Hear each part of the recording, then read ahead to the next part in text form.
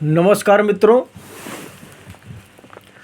सबसे पहले उड़ीसा में हुई रेल दुर्घटना में मारे गए लोगों के चरणों में श्रद्धा सुमन अर्पित करता हूं और भगवान से कामना करता हूं कि उनकी आत्मा को शांति दे और उन सब के परिवार के प्रति संवेदना व्यक्त करते हुए भगवान से अर्चना करता हूं कि उन सभी शोकाकुल परिवार को सहन शक्ति दे।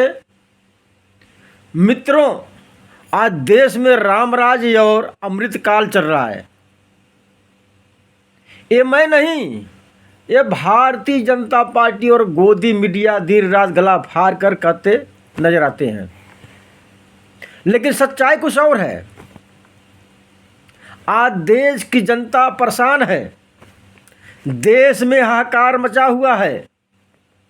50 सालों में पहली बार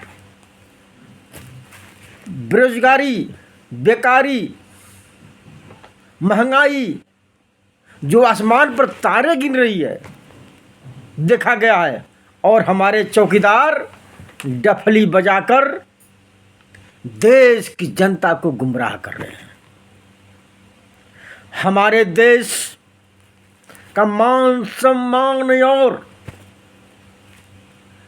तिरंगा का गरिमा बढ़ाने वाली बहादुर पहलवान बेटियां 1 महीने से ऊपर हो गया न्याय मांग रही हैं। उनके साथ शोषण हुआ है, उनका चीरहरण किया गया है, लेकिन साहब के कानों पर जूं तक नहीं रेंगता। मित्रों, बड़ी शर्म की बात है, हमारे साहब को कुछ दिखाई नहीं देता है। जब हमारी बेटियां जंतर मंतर के ऊपर धरना दे रही थीं और 28 मई था, उसी दिन साहब संसद उद्घाटन का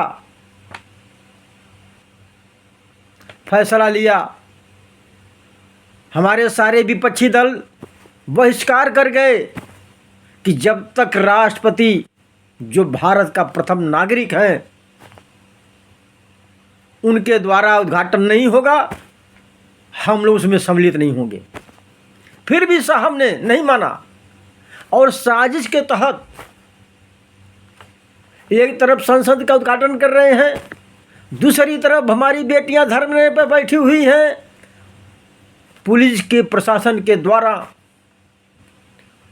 उन बेटियों के छाती के ऊपर जूतों से रौंदा गया, उनके पीठ पर लाठियां बरसाई गई, उनके तंबू को उखाड़ कर फेंका गया, उनको गिरफ्तार कर लिया गया।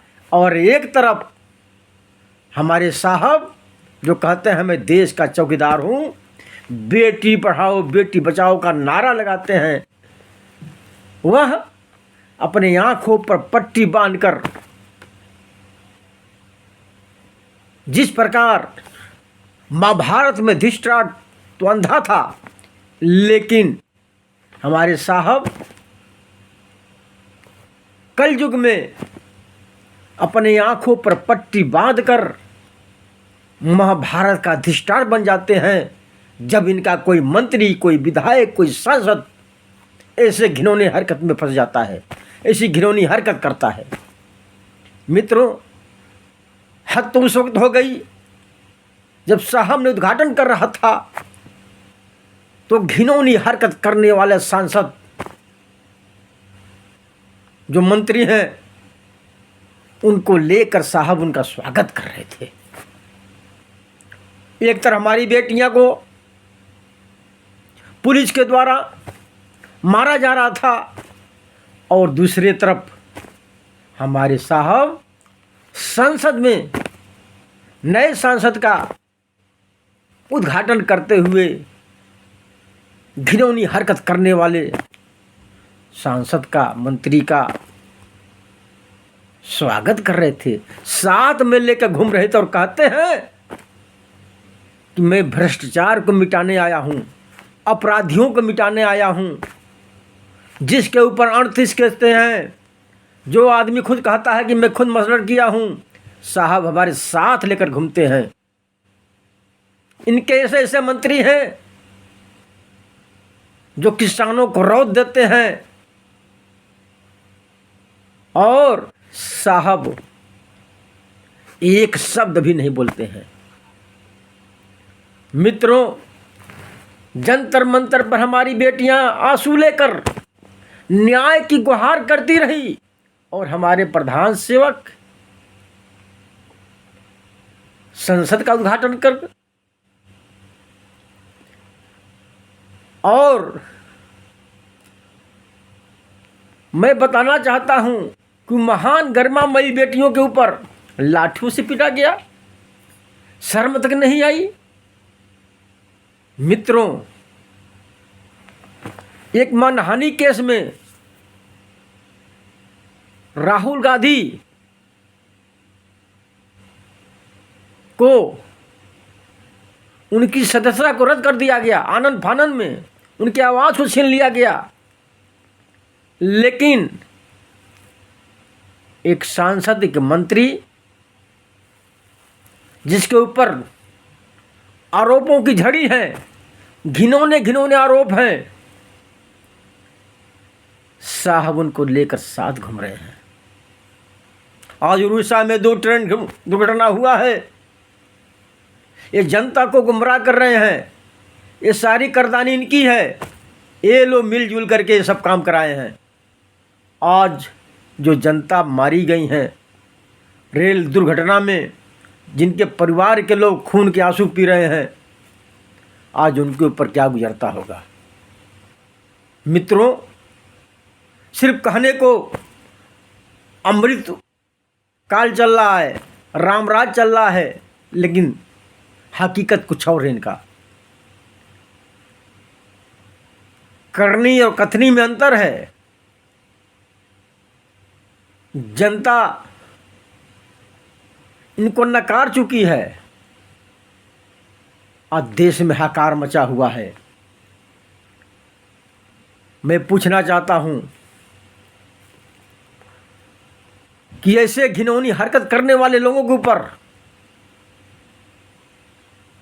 कब बुलडोजर चलेगा, कब उन बेटियों को न्याय मिलेगा जो दामन फैलाए हुए देश का मान मर्यादा बचा करके गोल्ड मेडल लेकर आती हैं,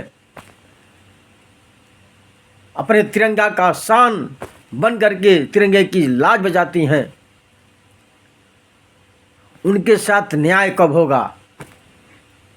कब ऐसे सांसदों को, ऐसे मंत्रियों को जेल के अंदर डाला जाएगा? मैं देश की जनता से अपील करता हूं कि अपने बेटियों की रक्षा के लिए ऐसे सरकार को खाड़ फेंकने की जरूरत है और आने वाले समय में आप लोग ऐसे सरकार के खिलाफ कंधे से कंधे मिलाकर अगर अपने देश की भलाई चाहते हैं तो नकली गद्दारों को खाड़ को फेंको और अपने देश के बेटियों के न्याय दिलाने के लिए एक साथ आकर के बड़ा से बड़ा आंदोलन करना होगा तो हम लोग साथ करेंगे, लेकिन पीछे नहीं हटेंगे। देखते हैं कब तक हिटलरशाही सरकार हमारे बेटियों के साथ अत्याचार करती रहेगी। जय हिंद, जय भारत, जय जवान, जय किसान।